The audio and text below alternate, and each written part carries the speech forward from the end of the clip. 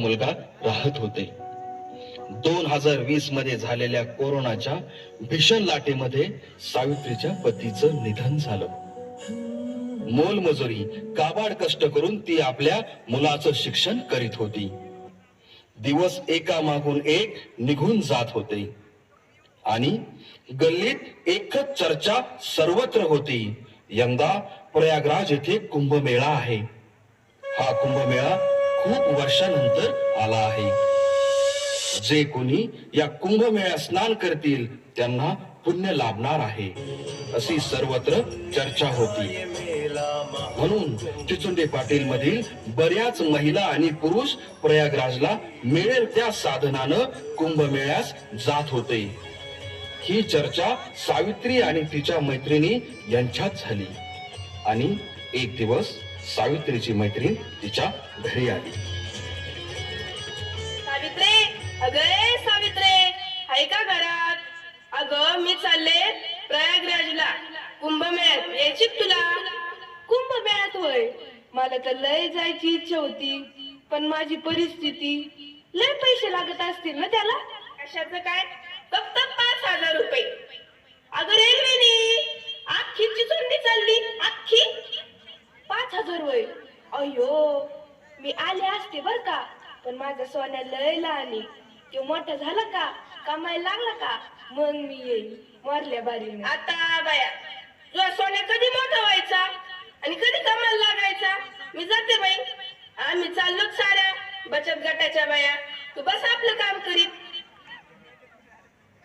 बर बर, जपून जा, पण माझा देवाला नमस्कार सांगा.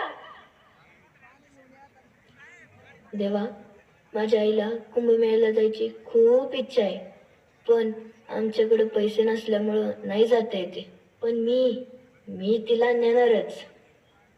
मला कितीही काम करावं लागलं तरी चालेल, पण मी माझ्या आईला कुंभमेळ्याला नेणारच. मुलाच्या डोक्यात एकाच विचारानं थैमान घातलं होतं. मी इतका लहान का आहे? देवा, मला मोठं का करत नाहीस तू? मला माझ्या आईच्या सर्व इच्छा आकांक्षा पूर्ण करायच्या आहेत.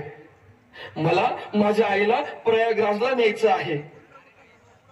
काय करू मी, काय करू?